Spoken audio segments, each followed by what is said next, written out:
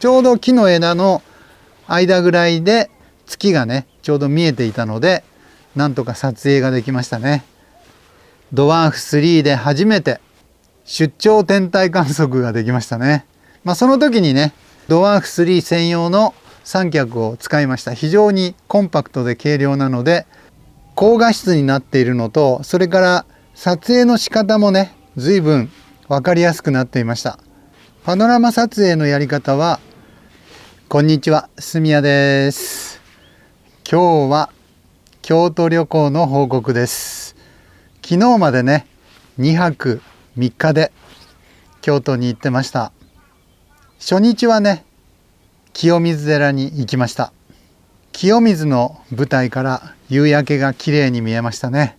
清水寺の三重塔の上にちょうど月が見えていてね、この Google Pixel 9 Pro XL のね5倍ズームモードで撮影ができました。それから清水の舞台をね下から見上げる撮影もできましたのでご覧ください。どうぞ。2日目はね嵐山に行きました。天龍寺に行ってね非常に美しい庭園を撮影できました。天龍寺ではねこの Google Pixel 9 Pro XL でパノラマ機能を使ってね撮影してみました。すごいですね。パノラマ機能の使い方が8よりかなりね高画質になっているのと、それから撮影の仕方もね随分分かりやすくなっていました。パノラマ撮影のやり方は、縦に持ってですねパノラマの撮影をスタートさせるとですね、横に移動してくださいという矢印が出て、そしてちょうどね真ん中に丸いマークが出てきて、そこまで移動するとですねピッという音がして、そこで一旦カメラを止めてね撮影するといい感じに撮れます。そしてまた動かすとねピッとなって、そこで撮影してくれて、次々と撮影されて、なんとね一周して撮影してみました。8ではね画質がかなりね劣化して映ったようですが、9になってからはかなりね画質が向上しているようです。一説には2200万画素で撮れるって書いてあったんですが、本来のカメラのレンズが4800万画素ですから、それはまさにこの C スターでモザイク撮影、フレーミング機能が使えてね、フル HD 画質が 4K 画質に向上するのと似たような感じでパノラマ撮影ができたのはびっくりしましたね。そしてドワーフ3にもねこのモザイク機能が将来的には入ってきそうですので、 4K が 8K になったりとかね、そういうことが可能になります。そしてドワーフ3にはすでにパノラマ撮影の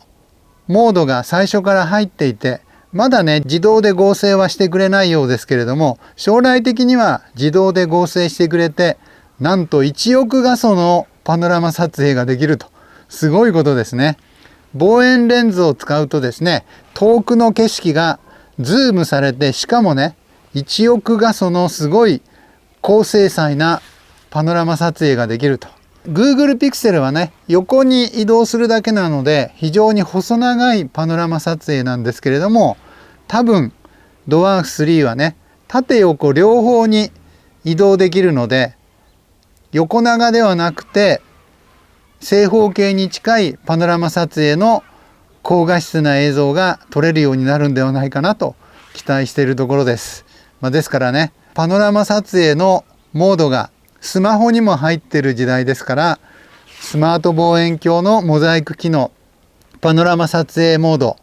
フレーミング機能、いろんな呼び方がありますけれども、非常にね高画質な映像をね何枚も取り重ねて合成してくれるっていう機能がね入ってきそうな感じですよね。スマホでもそれができるわけですから、スマート望遠鏡にできないはずがないというふうに、私は非常にね楽しみな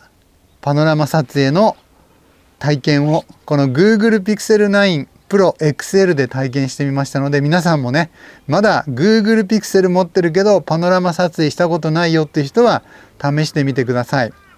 Google Pixel 以外のねスマートフォンでもパノラマ撮影の機能が入っている機種はあるかもしれませんが、この9のパノラマ撮影は非常に高画質に撮れるので、ぜひ使ってみてください。天龍寺のそばにですね、竹林の小道っていうのがあって、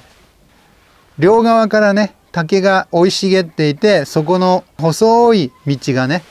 かなり長い距離貫いていて、そこが観光名所になっているようですね。私も歩いてみましたが、ものすごい人出でしたね。それから人力車が通れるところがあって、人力車で写真を撮ってくれるっていうね、そういうアトラクションもやっていました。小道じゃないんだけれども竹林の中に入れるところがあって、そこで撮影なんかもねできるようですので、ぜひ嵐山に行ったら竹林の小道、かぐや姫が出てきそうな非常に太いですね竹の林がかなり長距離にわたって続いています。広沢の池と大沢の池があったんですが、出島みたいなのがあって、そこに橋で渡れるんですね。でそこは池の真ん中までは行かないけれども途中まで行けるので、周りに池が広がっていて、そこにサギがいっぱいいたりとかカモがいたりとか、いろんなね生き物を鑑賞できますし、静かなところです。でちょうどそこにね池の向こう側に月が昇ってきて、それもね撮影することができました。それから3日目はね、もみじの紅葉で有名な東福寺に行ってきました。東福寺の通天橋っていうのが非常にもみじのね名所で、ちょうどね谷の両側にもみじの木がねいっぱい植わっていて、そこが紅葉の一番のね見どころになっているようです。通天橋はね拝観料が1000円必要なんですけれども、通天橋の下に臥雲橋っていうのがあって、そこはね無料です。でそこから通天橋を眺める場所も写真撮影スポットになってましたので、そこの写真も撮ってきましたのでご覧ください。2日目の夜にですね月の撮影もやってみました。ドワンフ3はですね、手動でね月の方にこうやって向けやすいので、非常に撮影がしやすいっていうか、しかもね広角レンズもついているので C スターより簡単なので、これで撮影しました。隣の家がね建物が建っていて、そこに庭の木の枝なんかもいっぱいあったんですけれども、ちょうど木の枝の間ぐらいで月がねちょうど見えていたので、なんとか撮影ができましたね。ドワーフ3で初めて出張天体観測ができましたね。その時にねドワーフ3専用の三脚を使いました。非常にコンパクトで軽量なので持っていったんですけれども、そんなに負担にならずに撮影に使いましたね。その映像もご覧ください。今夜はねちょっとね曇ってるので星空ライブはできないと思いますし、あとここ数日はね天気があんまり良さそうじゃないので、晴れたらまたね星空ライブやりますので、ぜひお越しください。お待ちしております。本日の動画は以上です。ご視聴ありがとうございました。さよなら。チャンネル登録、グッドボタンよろしくお願いします。えいえいえいと。